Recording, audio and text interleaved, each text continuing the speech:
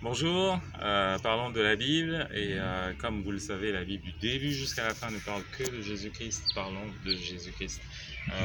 On va s'intéresser à un de ces passages justement qui parle de Jésus-Christ, mais de façon voilée. Maintenant que nous avons Jésus-Christ qui a été crucifié, on a une idée un tout petit peu plus claire de ce que ce passage veut dire. Et j'avoue que c'est un passage que j'ai lu sans nécessairement rien comprendre. Et quand j'ai compris que toute la Bible parlait de Jésus-Christ à ce moment-là, ça a un tout petit peu changé ma perspective. Pas un tout petit peu, beaucoup en fait. C'est Genèse, le chapitre 15, du verset 7 au verset 18. Alors on est en train de parler de l'alliance qui a été faite par Dieu à Abraham. À l'époque, il s'appelait Abraham et non pas Abraham. Alors, c'est une signification qu'on aura l'occasion d'aborder à un moment. L'Éternel lui dit encore, je suis l'Éternel qui t'a fait sortir d'Our de Chaldée pour te donner en possession ce pays. Abraham répondit, Seigneur Éternel, à quoi connaîtrai-je que je le posséderai? L'Éternel lui dit, prends une génisse de 3 ans, une chèvre de 3 ans, un bélier de 3 ans, une tourterelle et une jeune colombe. Abraham prit tous ces animaux, les coupa par le milieu et mit chaque morceau l'un vis-à-vis de l'autre, mais il ne partagea point les oiseaux. Les oiseaux de proie s'abattirent sur les cadavres et Abraham les chassa. Au coucher du soleil, un profond sommeil tomba sur Abraham et voici une frayeur et une grande obscurité vinrent l'assaillir. Et l'Éternel dit à Abraham, sache que tes descendants seront étrangers dans un pays qui ne sera point à eux. Ils y seront asservis et on les opprimera pendant 400 ans, mais je jugerai la nation à laquelle ils seront asservis et ils sortiront ensuite avec de grandes richesses. Toi, tu iras en paix avec tes pères, tu seras enterré après une heureuse vieillesse. À la 4e génération, ils reviendront ici, car l'iniquité des Amoréens n'est pas encore à son comble. Quand le soleil fut couché, il y eut une obscurité profonde, et voici, ce fut une fournaise fumante, et des flammes passèrent entre les animaux partagés. En ce jour-là, l'Éternel fit alliance avec Abraham et dit, je te donne ce pays à ta postérité, je donne ce pays à ta postérité depuis le fleuve d'Égypte jusqu'au grand fleuve, au pays d'Euphrate. Le reste, c'est la description des peuples qui seront dépossédés. Alors donc c'est une chose assez intéressante, hein. En fait on se retrouve avec l'Éternel, donc à l'époque qui est connu sous le nom de El Shaddai, celui qui nourrit, donc Shad qui représente la poitrine, en fait, mamelle. J'en ai parlé lors du mariage, donc le double témoignage, référez-vous à cet épisode. Et donc voilà, il y a Abraham qui est en train de demander une preuve, qui est en train de se poser la question, comment je saurais que en fait tu m'as donné ce pays, sachant que pour le moment je n'ai pas d'enfant. Et alors donc on va demander à Abraham quelque chose de très particulier, on va lui demander de prendre un bouc, de prendre un bélier, un bélier, une chèvre et une génisse, et de prendre 2 oiseaux. Et ce qu'on va faire avec le bélier, la chèvre et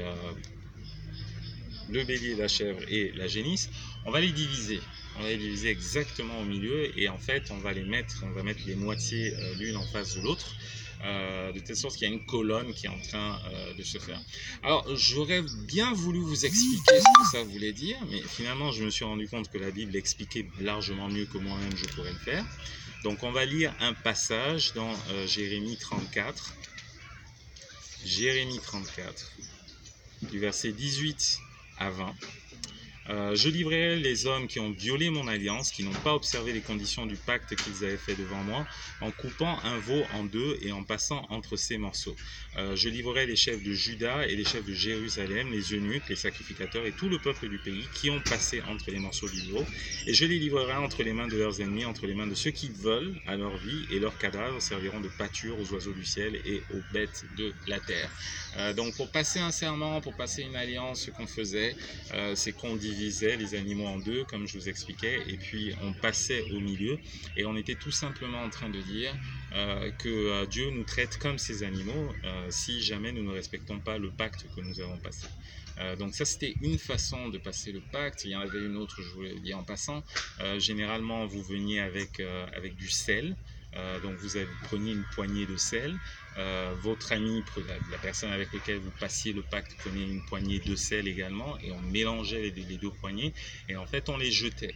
Et on disait que si jamais il était possible de différencier les morceaux de sel et de les remettre dans leur sac d'origine, à ce moment-là, le pacte pouvait être rompu.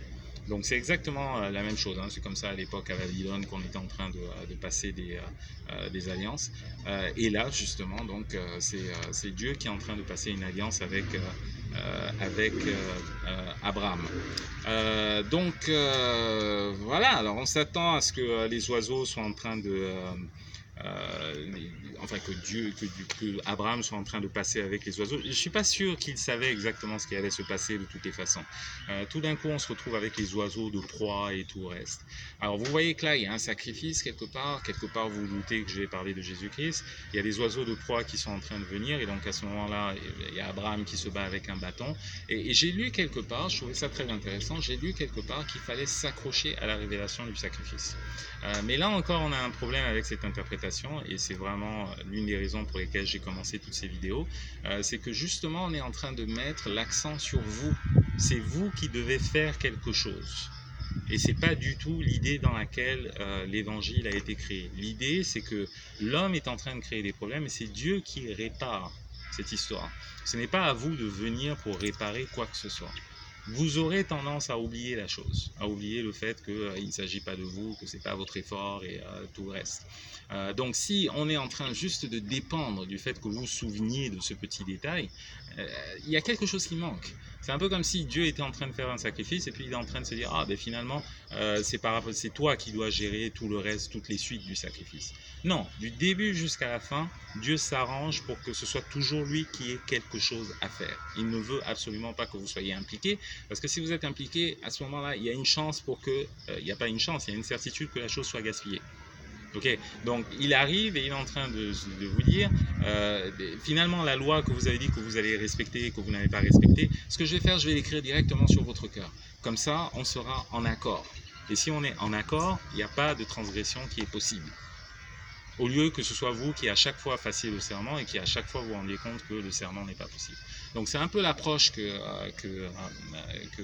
il faudrait avoir lorsque nous lisons tous ces passages. Donc les oiseaux de proie qui sont en train de passer et tout le reste, c'est Jésus-Christ qui est sur la croix et à qui on est en train de demander de descendre de la croix.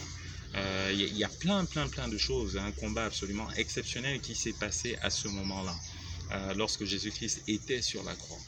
Avec donc les oiseaux de proie, on voit les sacrificateurs qui sont en train de venir, tous les gens qui sont en train de passer devant lui et qui lui demandent de descendre de la croix. S'il descend de la croix, l'humanité est morte.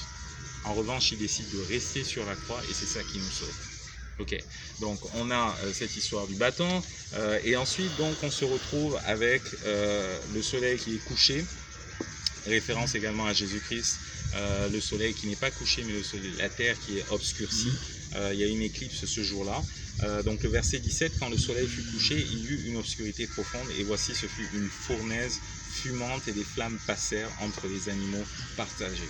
Donc voilà ce qui est en train de se passer, on se retrouve avec l'obscurité qui arrive, avec une flamme qui est en train de passer et c'est tout simplement Dieu qui passe tout seul à l'intérieur de la colonne qui est formée par les animaux.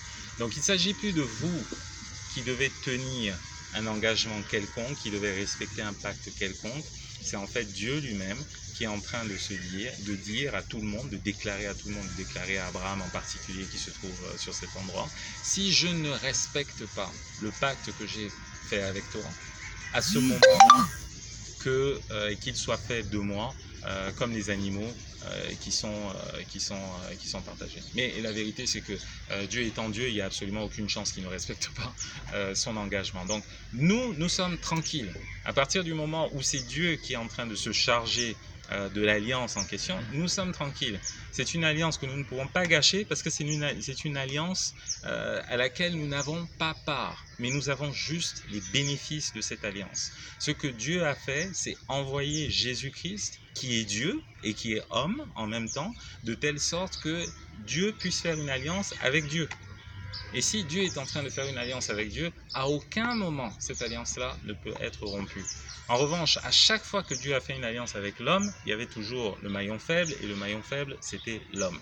Donc Dieu prend la responsabilité de se dire, je passe ce pacte avec moi-même, je suis le seul qui suis responsable du pacte, et donc je suis le seul responsable de son application. Souvenez-vous de ça lorsque vous avez des difficultés, lorsque vous avez des problèmes, lorsque vous avez des doutes quelconques. Souvenez-vous que Dieu a passé une alliance avec Dieu. Que ce n'est pas à cause de quelque chose que vous ayez fait, de quelque chose que vous ayez pensé, de quelque chose que vous ayez dit, que vous êtes en train de passer par des difficultés. Vous êtes en train de passer par des difficultés parce que la vie est difficile. C'est la seule raison pour laquelle vous avez des problèmes. Parce que la vie est difficile et parce qu'il y a un certain nombre de choses que vous devez apprendre. Mais pas parce que Dieu vous a abandonné. L'alliance, elle est entre Dieu et Dieu. Et donc, à ce moment-là, il n'y a absolument aucune raison pour que cette alliance soit rompue. Dieu a pris la forme d'un homme pour représenter les hommes, mais il était Dieu. Et à ce moment-là, cette alliance a pris forme. C'est quelque chose que j'ai du mal à comprendre, un mystère que j'ai du mal à comprendre, mais c'est un mystère que j'accepte et qui fait que ma vie est complètement différente aujourd'hui. J'espère qu'il en sera de même pour vous. Portez-vous bien et que Dieu vous bénisse. Ciao.